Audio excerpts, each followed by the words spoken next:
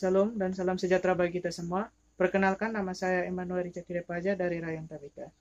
Di sini kita akan membaca dan mendalami kitab suci dari 1 Timotius 4 ayat 1 sampai ayat yang ke-16. Tugas Timotius dalam menghadapi pengajar sesat. Tetapi Roh dengan tegas mengatakan bahwa di waktu-waktu kemudian ada orang-orang murtad lalu mengikuti roh-roh penyesat dan ajaran setan-setan. Oleh tipu daya pendusta-pendusta yang hati nuraninya memakai cap mereka itu melarang orang kawin, melarang orang makan makanan yang diciptakan Allah, supaya dengan pengucapan syukur dimakan oleh orang yang percaya dan yang telah mengenal kebenaran. Karena semua yang diciptakan Allah itu baik, dan satu pun tidak ada yang haram, jika diterima dengan ucapan syukur. Sebab semuanya itu dikuduskan oleh firman Allah dan oleh doa. Dengan selalu mengingatkan hal-hal itu kepada saudara-saudara kita, engkau akan menjadi pelayan Kristus Yesus yang baik, terdidik dalam soal-soal pokok iman kita, dan dalam ajaran sehat yang telah kau ikuti selama ini. Tetapi jauhilah tahayul dan dongeng nenek-nenek tua, latihlah dirimu beribadah.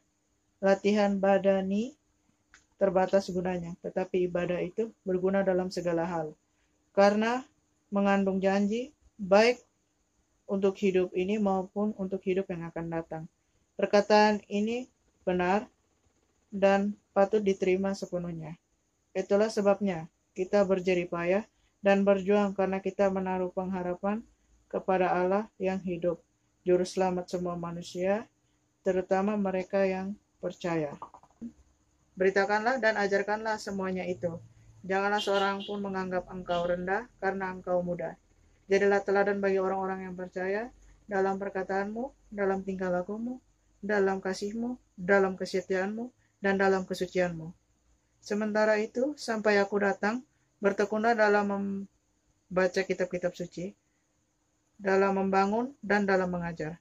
Janganlah lalai dalam mempergunakan karunia yang ada padamu, yang telah diberikan kepadamu oleh nubuat dan dengan penumpangan tangan sidang penatua.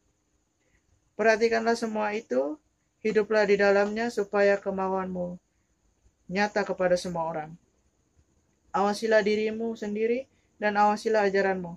Bertekunlah dalam semuanya itu, karena dengan berbuat demikian engkau akan menyelamatkan dirimu dan semua orang yang mendengar. Tema khotbah kita pada hari ini adalah menjadi teladan dalam segala hal. Baik, dalam surat Timotius 1, ini merupakan sebuah mandat atau tanggung jawab yang diberikan kepada Paulus untuk Timotius dalam mengajar jemaat di Efesus. Timotius sendiri adalah seorang Lista atau modern Turki.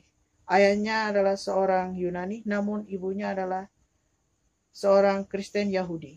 Dalam Kisah Rasul, pasal 16 ayat 1 sampai ayat yang ke-16. Sejak kecil ia telah diajarkan firman Allah. Paulus sendiri menyebutnya anakku yang sah dalam iman. Sehingga kemungkinan Pauluslah yang menginjili dia dan yang memberitahukan tentang Kristus kepadanya. Timotius sendiri bergabung dengan Paulus pada perjalanan Paulus yang kedua, yakni ketika Paulus mengunjungi Tesalonika, Filipi, Korintus, dan juga Filemon. Serta Timotius sendiri juga ada bersama dengan Paulus saat ia menulis surat untuk Roma, 2 Korintus, Filipi, Kolose, 1-2 Tesalonika, serta Filemon. Surat-suratnya Paulus banyak menyebutkan Timotius sebagai anaknya, bahkan anak yang terkasih. Hal ini menunjukkan bahwa hubungan Timotius dan juga Paulus sudah sangat dekat.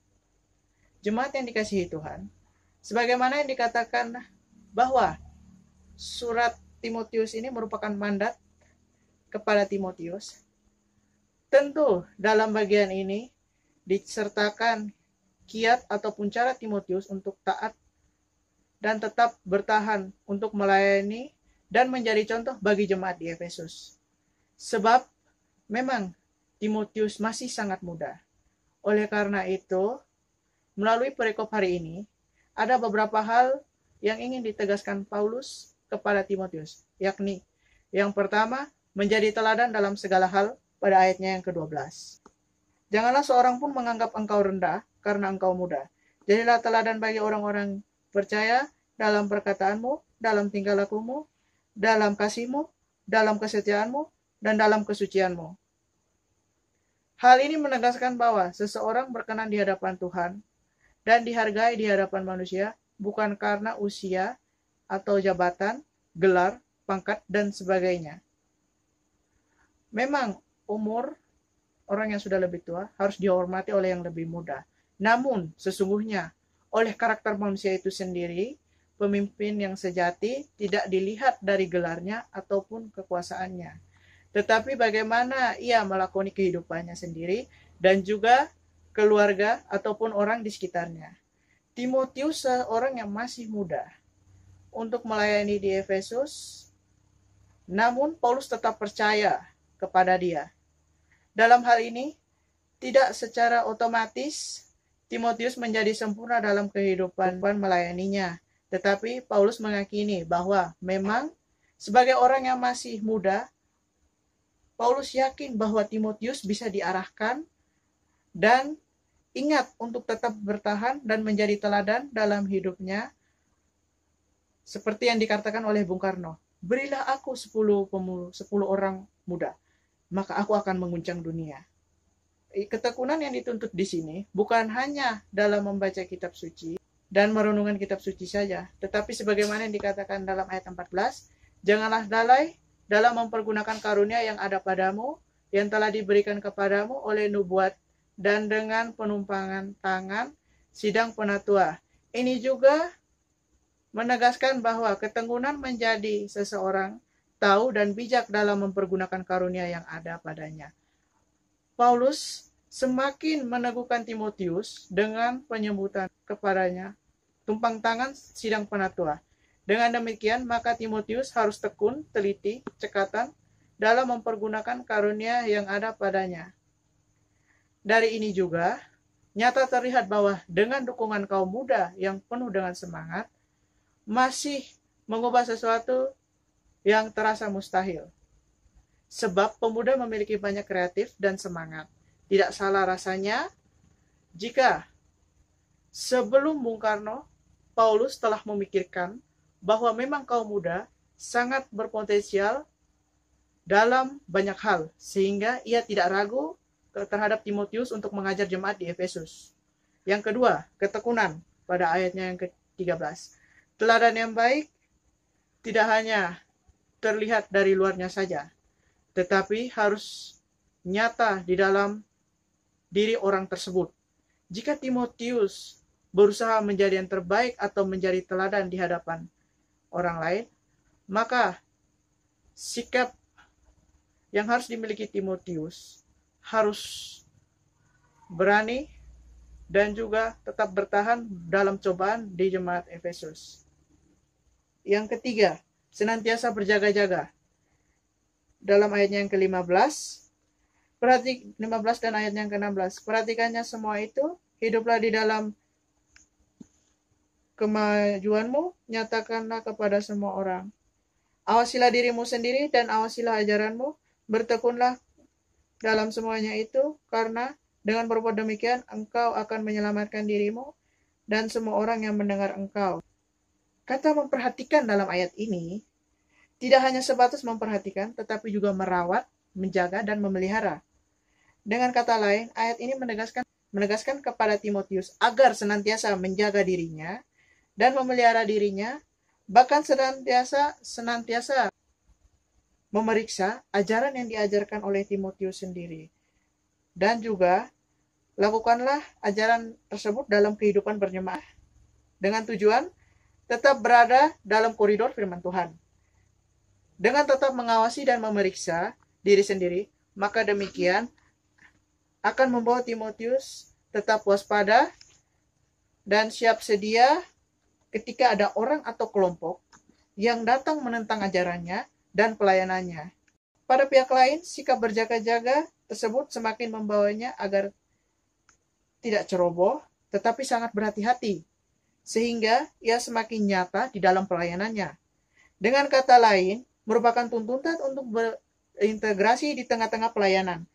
Jemaat yang dikasihi Tuhan, Timotius mudah dalam pelayanannya. Tujuannya adalah dapat menyatakan kemuliaan Tuhan di dalam kehidupannya sehari-hari dan juga menjadi permata teladan. Permata teladan di sini mempunyai arti mereka yang mau melakukan firman Tuhan, tekun, dan berintegrasi di dalam kehidupannya sehari-hari. Jemaat yang dikasihin Tuhan, sebagaimana Timotius adalah hasil pelayanan dari Paulus, maka orang tua tidak terlepas dari tanggung jawab dalam hal mendukung permata untuk menjadi teladan. Permata bisa menjadi teladan melalui figur atau contoh yang dapat ia lihat, yakni orang tua mereka di rumah. Jadi, sebagai orang tua, senantiasa kita mendidik dan mengarahkan anak permata kepada pengetahuan dan didikan yang kekal. Sebagaimana dalam bacaan yang dikatakan bahwa sukacita bagi sang guru adalah hikmat ketika anaknya menjadi bijak.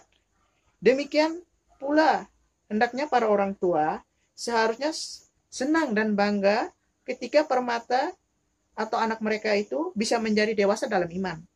Bukan tidak mungkin permata dapat menegur kita orang tua yang salah. Namun, sebagaimana orang tua, hendaknya kita harus bisa menerima teguran dari anak kita.